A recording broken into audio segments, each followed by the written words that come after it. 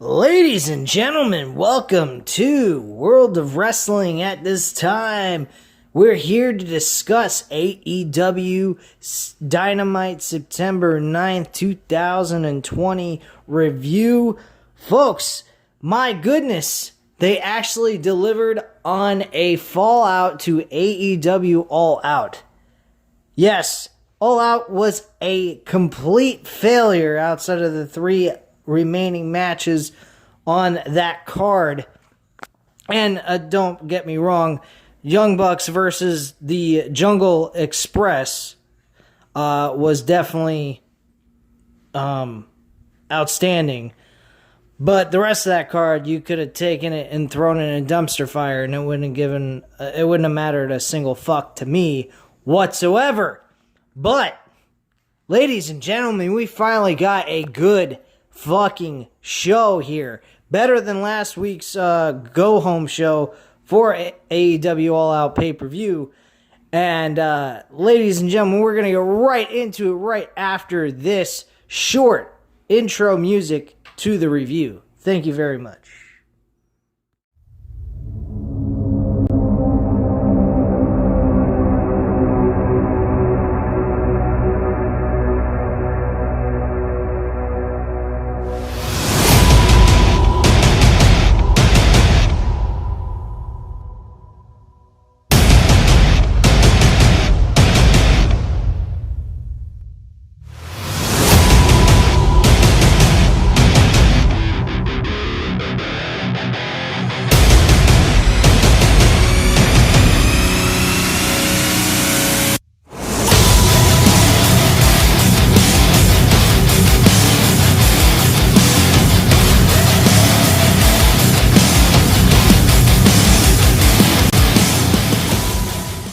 Alright guys, I hope you enjoyed that short little intro into the review here. Enjoy a little heavy metal instrumental stuff.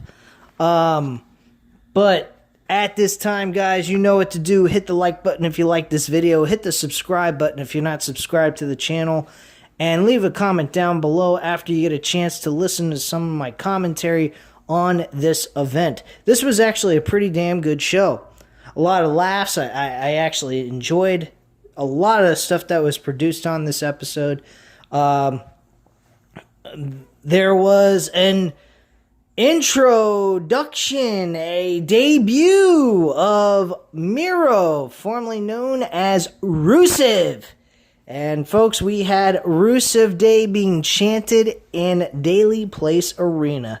Holy fucking shit. That was freaking unbelievable, hearing that being chanted in another promotion. Wow, I didn't think I was going to ever see that day happen, but granted, being that he worked for WWE and WWE having no idea what real talent they had with Rusev, now known as Miro, I believe is how you pronounce the name, they failed on him completely.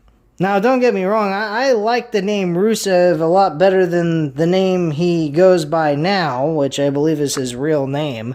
Seems kind of bland and ordinary. I hope maybe at some point they come up with a creative name for him, because honestly, his legit name to me doesn't seem catchy.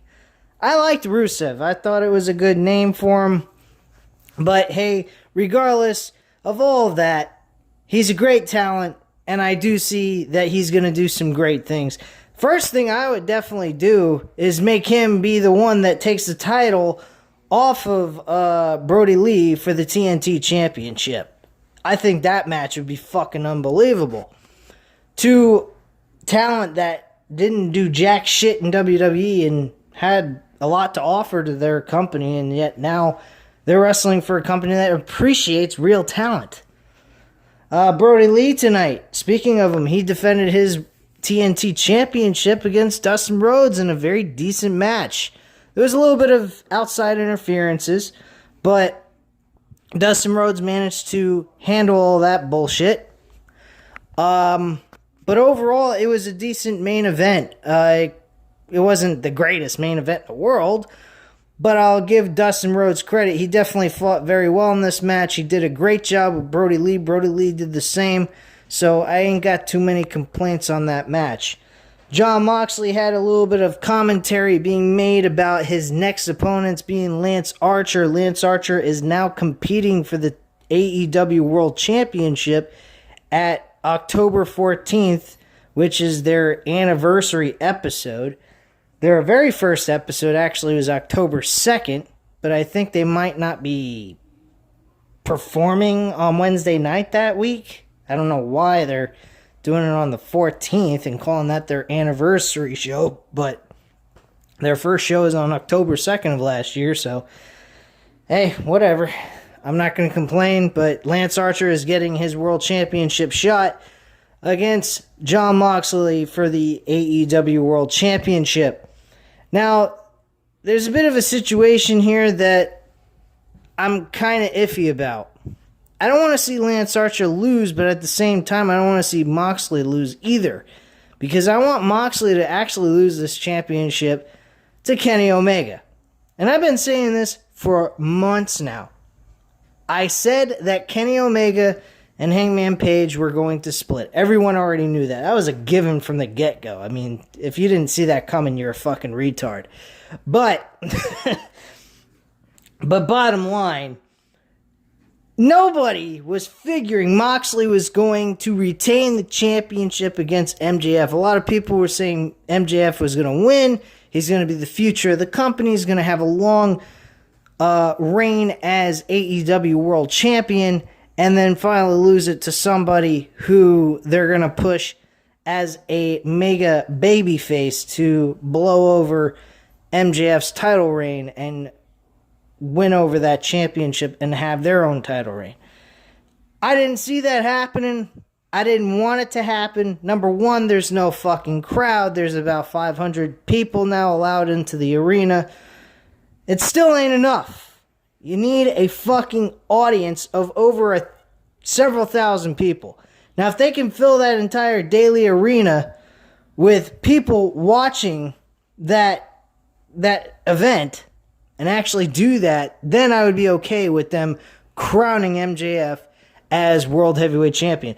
Now, they did the right thing. They tested MJF. They saw how he could do in that match. He did a fantastic job. Hands down, really one of his best matches I've ever seen him in. Moxley took him to his limits, and he fought valiantly as a champion should. He definitely looked like a champion, even though he lost. So I'll give MJF credit. He definitely looked good. So there was discussion with MJF, with Chris Jericho to kickstart the show. This was fucking funny as hell, man. They come up, they meet with Tony Schiavone. Tony's asking them both how they're feeling about both of the losses to Orange Cassidy and how MJF feels about losing to Jon Moxley. And they're both upset, but they're both looking at each other and saying, don't worry, you're going to get your shot and you're going to become world champion soon. And same MJF says about Chris Jericho. And they, rub elbows instead of handshaking, and they walk off. And they do a split screen, and MJF with his back turned and Jericho's back turned. They're both talking trash, and MJF calls Jericho a fucking prick. I fucking loved it. I thought that was great. And Jericho just kind of had a smug look on his face as he was walking away, as if he didn't like MJF either. So that was a real funny little way of starting off the show with some good old laugh there. Got me laughing, actually. I don't know how it got everyone else, but whatever. So the first match on the card was the Lucha Brothers and Jurassic Express. And the Lucha Brothers end up losing this match in the most bizarre, fucked up ending I have ever seen in my life. They were trying to have they were trying to do a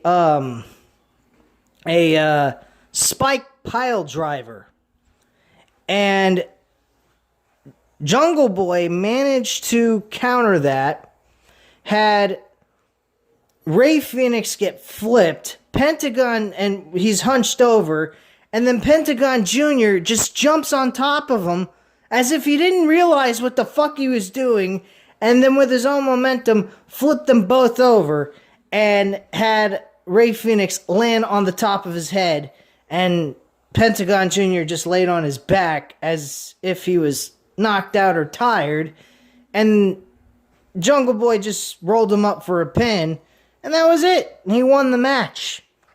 I literally sat through this entire match, was amazed on what they were doing in the match, and then they ended it with that. That is one thing that stuck out at me like a sore thumb. Don't get me wrong, folks, just because I'm, talking very highly about this episode doesn't mean this was a perfect show. There was some things on this show that just blew me away. I had to literally rewind the episode from that spot just to see if I saw that correctly, because I thought I was seeing shit.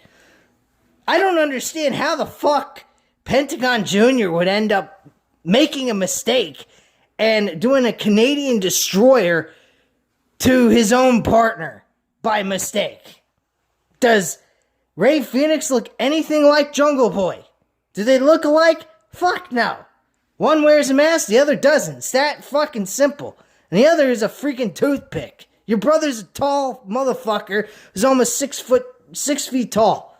How the hell can you make a mistake on that? Really? That was fucking dumbfounding to me. So, I absolutely hated the ending. The match itself was great. It was fun to watch. But the ending was dumb as fuck. So, immediately following that, the post-match, Phoenix shoves Pentagon Jr., and they're not happy. And Pentagon got a little frustrated when Eddie Edwards asked them to both shake hands. So Eddie Edwards tells him, look, shake hands. Your blood, for God's sake. Blah, blah, blah. We're all family here. We're 5 guys, and yet we couldn't not one of us could win this battle royal to get crowned as the number 1 contender. Yet at the end of the promo, and they finally decided to, Pentagon Jr. Ray Phoenix decided to shake hands and stop the bickering with each other. Fucking Eddie Edwards comes out and says, but I wasn't eliminated, technically. I don't know what the hell he was doing or what he was smoking, but I saw him go over the fucking top rope. Now, maybe I'm wrong. Maybe I missed something, because God knows battle royals can get pretty fucking boring. And the way they do these fucking battle royals every freaking couple of months is just ridiculous. I don't think they really need to do that. They need to do this once a year, and that should be at Double or Nothing, because this concept that they did at the All Out pay-per-view was very much for something that you could do for Double or Nothing. So bottom line, that comment he made was just off the walls, unless I missed something during that battle royal. So if I'm wrong, I do apologize, but whatever. Doesn't really make a difference. We all know if Eddie Edwards faced Jon Moxley for a world championship, he would lose worse than Lance Archer would. Because Lance Archer does have a way in of winning the world championship. He has been very dominant. He did a lot of things going into the TNT championship tournament. He has been presented as a very dominant wrestler too. So if he was to go over Jon Moxley, I don't think it would strike people the wrong way. At least not too many. I think a majority of people would be okay with that. And it'd be something new. They're taking an opportunity to test something out and see how it would work. Not to mention, you give Lance Archer a revenge win over Jon Moxley from the loss he received from New Japan Wrestling. I think that would be an excellent idea. But at the same time, you also got Kenny Omega. And within the months from now all the way up to Full Gear, you got a shot at building something really, really good between Kenny Omega and Jon Moxley for a full year rivalry that's revisited for the World Championship this time. I think that would be a fucking fantastic idea. And I've been mentioning that for months now. And I still hope it happens.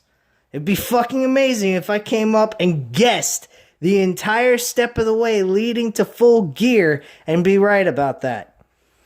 I'd be very shocked if I nailed that entire storyline for almost an entire year. That'd be really cool. But, I mean, the way things are shaping out, it may not end up that way. I mean, you still got MJF, you got Lance Archer that could be a possibility, and then there's Kenny Omega that I would put third among the three people that are there in runnings for this World Championship in my mind. I would definitely look at MJF as the more likely person to win the World Championship at this point, because what he did at All Out was beautiful, what he did. I loved what he did there. He was really good. He convinced me he is worthy enough to win that World Championship after having a grueling match with Jon Moxley. So Jake Roberts and Lance Archer, they're back. They're actually outside in the rain. And Robert tells Moxley they are here to trash people. They like that. He says Moxley is going to piss himself when they get hold of him. Archer says Moxley has nothing but despair to look forward to when he meets Archer in the ring. He continues that in the end, he's going to be the champion and everyone dies. This is the man's slogan, everyone dies. Okay, obviously he's been listening to a lot of metal music and a lot of emo stuff. So, and obviously, at the end of the day, yeah, everyone does die, okay? But I don't get the concept of what that fucking catchphrase has anything to do with professional wrestling. If someone would like to clue me in on that, please, by all means, leave a comment down below on that one. But I'm a little confused why that's such a big slogan for Lance Archer's gimmick. Unless he's the person that makes everyone die, but I'm not seeing any death, and I'm not seeing any body bags. The only person that was in a body bag most recently was Darby Allin, which I will get into later on in this review. And next coming up was Matt Hardy.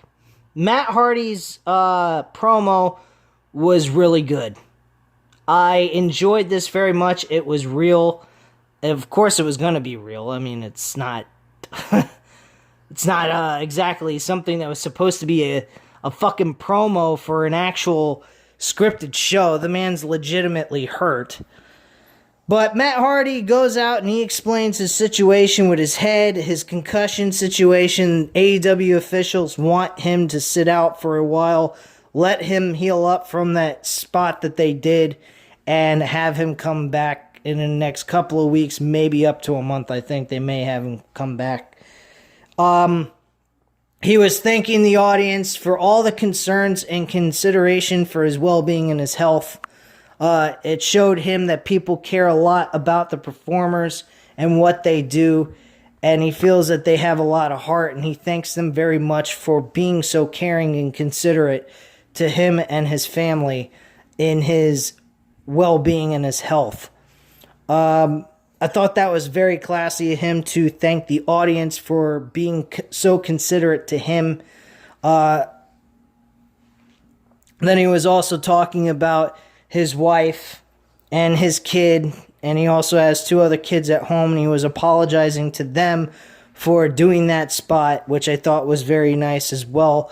It was definitely well deserved for him to apologize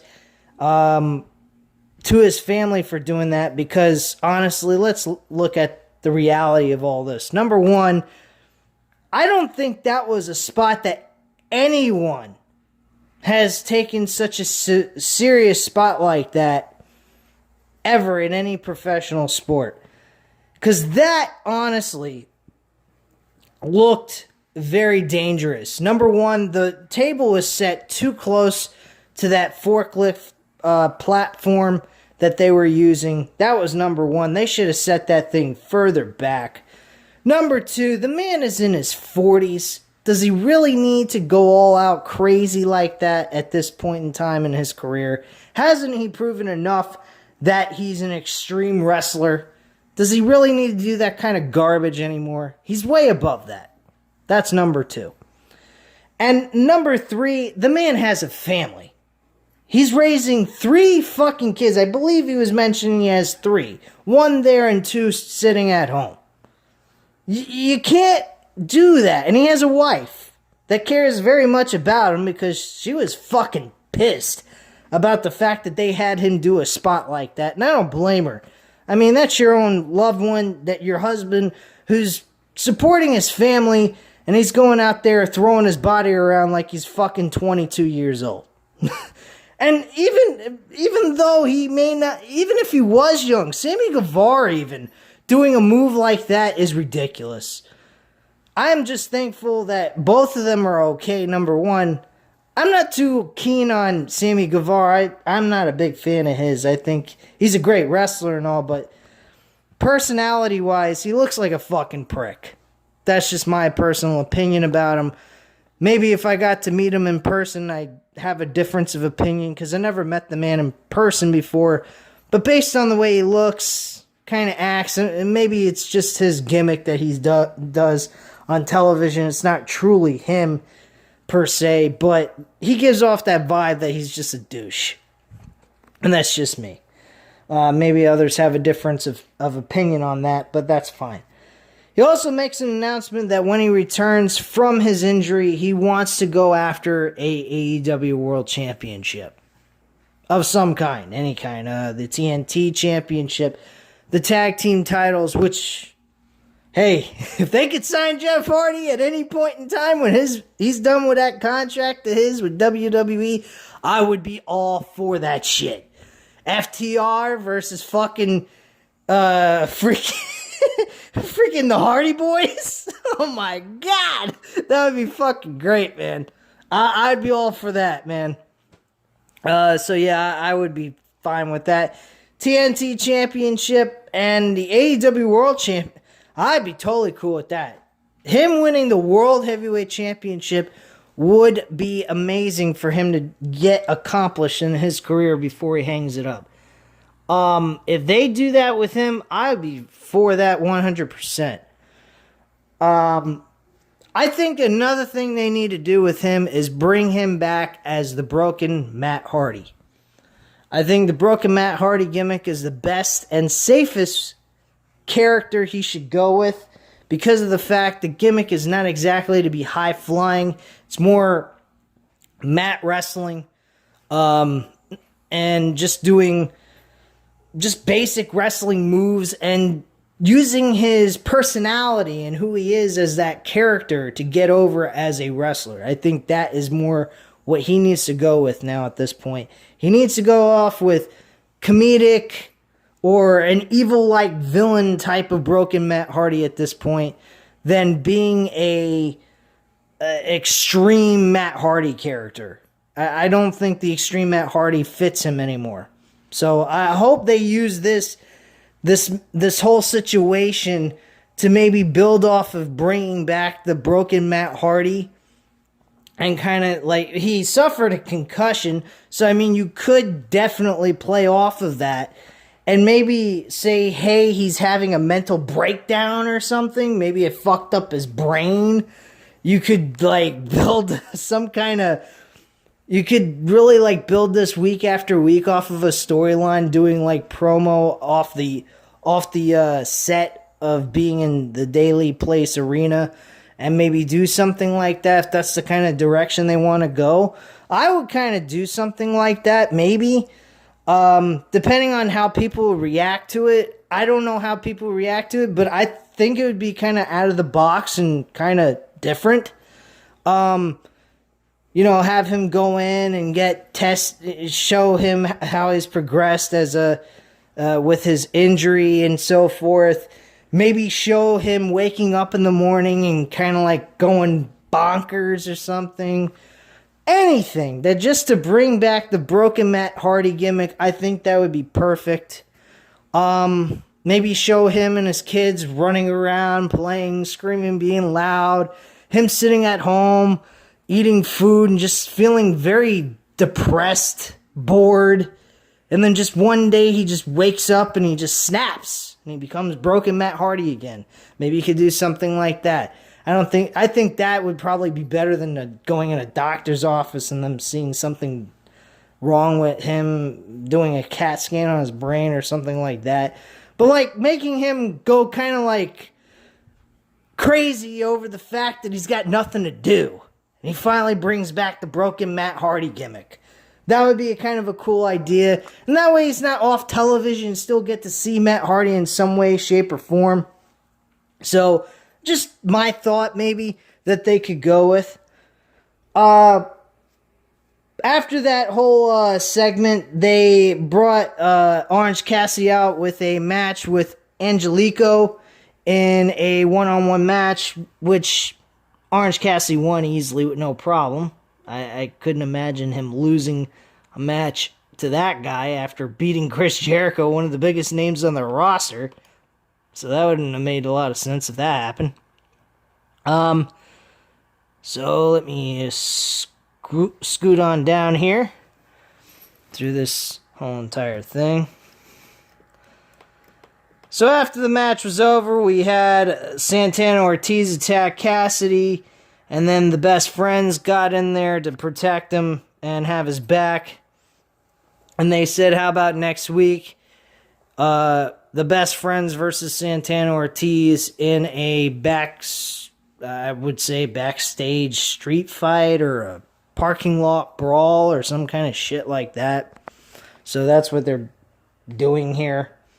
Instead of having a general matchup. So from there, we had Marv, I believe his name, Alex Marvez. And he tried to go ahead and get a word from the Young Bucks after the break up from the Elite at All Out. Marvez opens up the door, or the door opens up on him, and the Young Bucks kick him directly in the fucking teeth and knock him on his ass. Later on in the show, we find out that they are being both fined $5,000 apiece, so a total of $10,000 altogether. Quite frankly, I think the Young Bucks are upset with the whole situation that the Elite are pretty much calling it quits. I'm not quite sure on that one. I think this may lead to Hangman Page getting back with the Young Bucks. The Young Bucks are forgiving him for his stupid mistake. Maybe getting him off the fucking juice known as the alcohol. Get rid of that fucking bullshit. Because honestly, he does fit with FTR with the whole drinking situation, which makes sense, which he actually has a promo explaining his reason for what he did. He liked FTR. He said he wanted an opportunity to face FTR in a tag team matchup to give what he called his best friends an opportunity for the tag team titles. And he looked at them as guys that were friends, and he wanted to give them a chance at their tag team belts and have a friendly competition.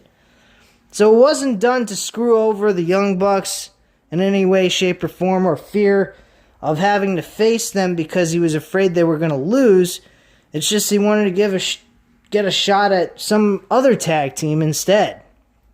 He openly admitted that the Young Bucks are the best tag team in the world, which is what Kenny Omega said about them earlier in the year. So I liked it. I thought that was a great promo by him. He actually really delivered a heartfelt feeling on it. He, came out and he said, hey, I'm not happy what happened with Kenny Omega. I hope that maybe we can do things and get things back together again, something of that kind of nature. At least that they don't stop being friends. And I can get that. That was very understanding. And I think Kenny Omega came across as just pissed off about the situation and how fucking stupid he's been acting.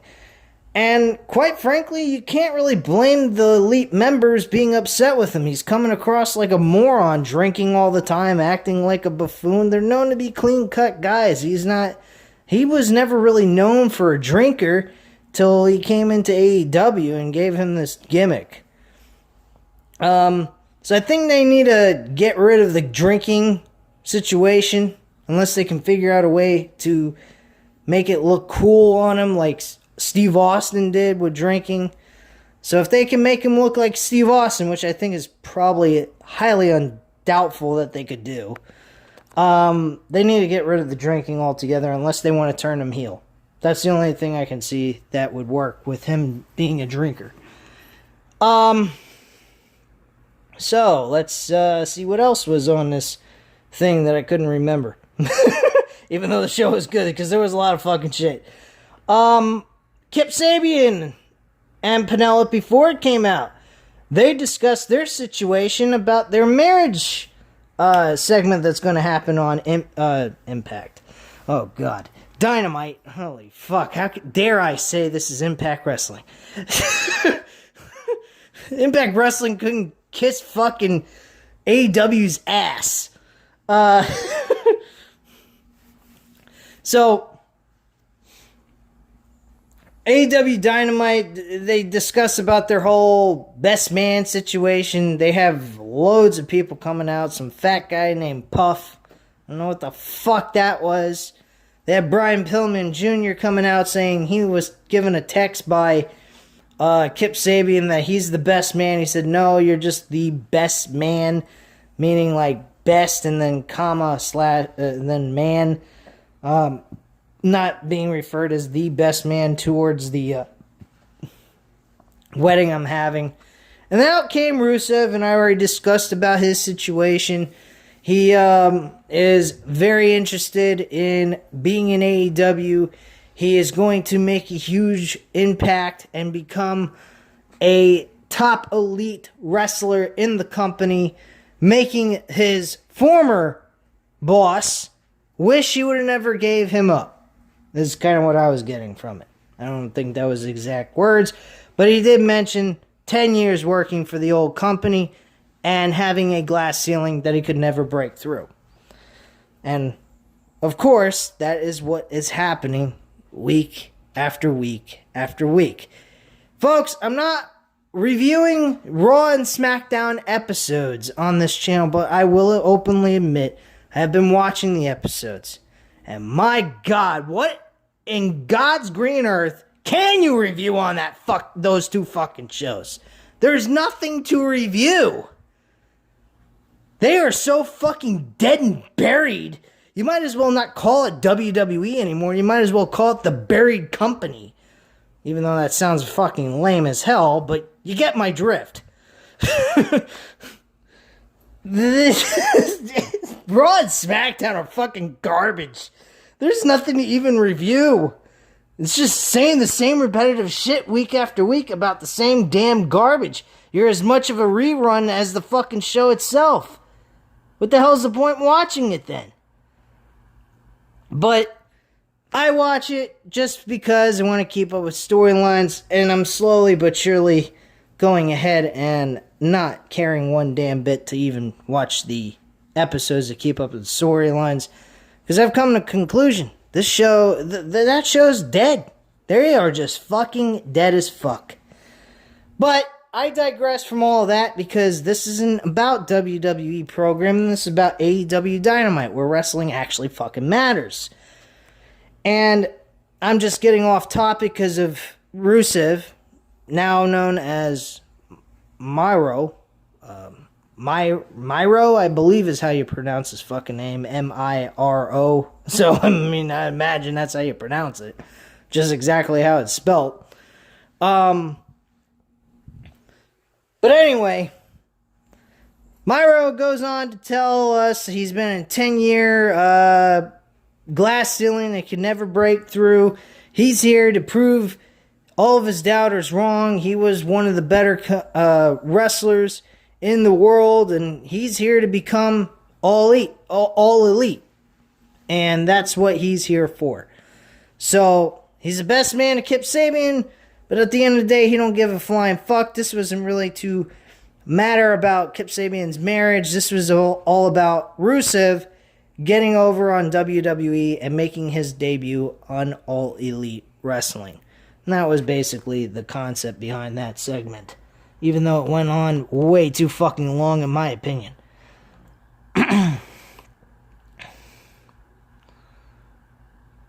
Alright. So, the next match, or segment, I should say, is Chris Jericho and Jake Hager. Better pick up the pace here because I'm running out of time on my camera.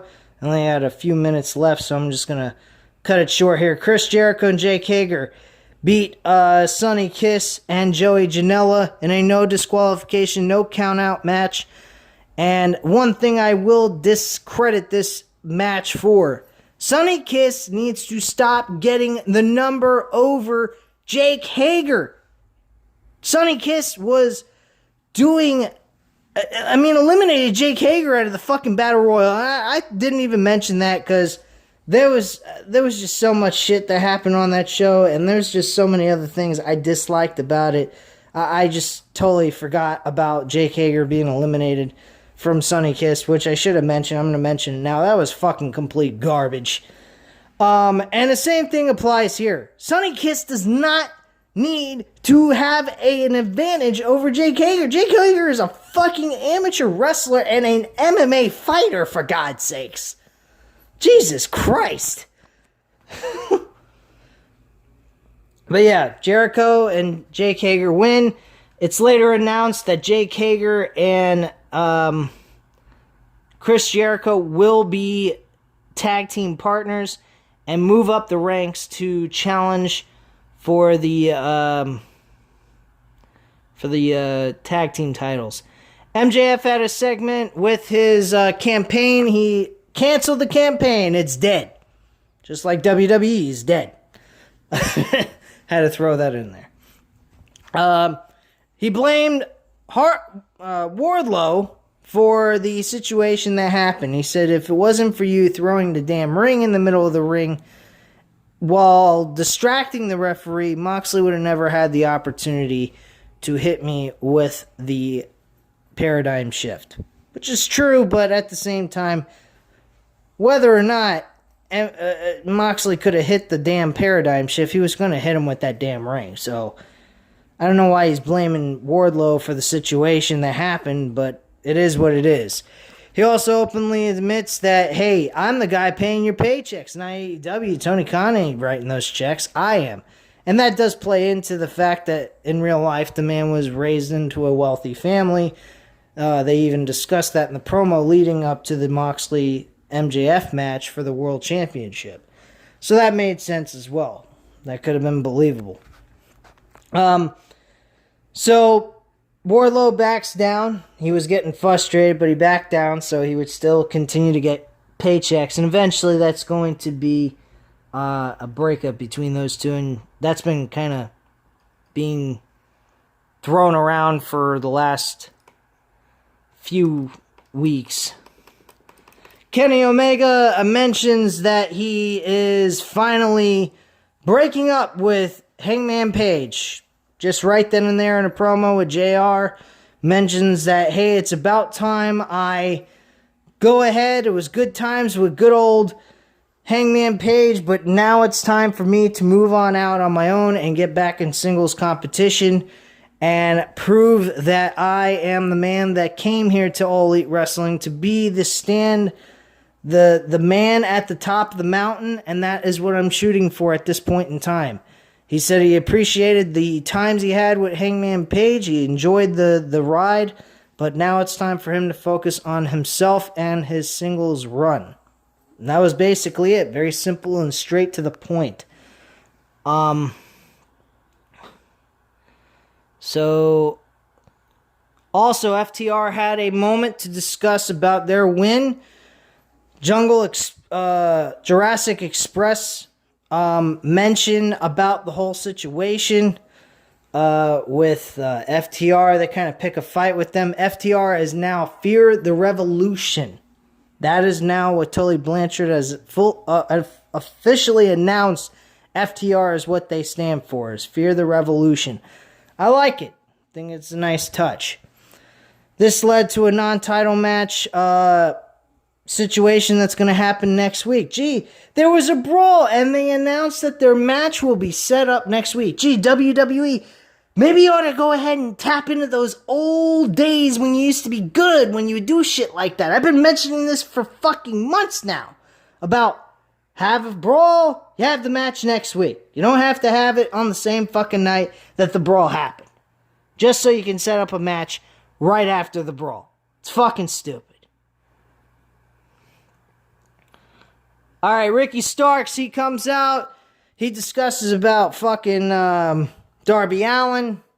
And he shoots his shit on him. And that's basically that. Voila. Alright. Nia Rose. She wins her match against Tay Conte. Nothing to talk about there. Nothing special at all. And that's basically all there is to it. Brody Lee wins his match against Dustin Rhodes for the TNT Championship and retain the title in a very decent overall main event match. I absolutely enjoyed the event. There was some fucking shit that happened on here that just aggravated the living shit out of me, but not too much. Very few things aggravated me, but majority of it was pretty damn good.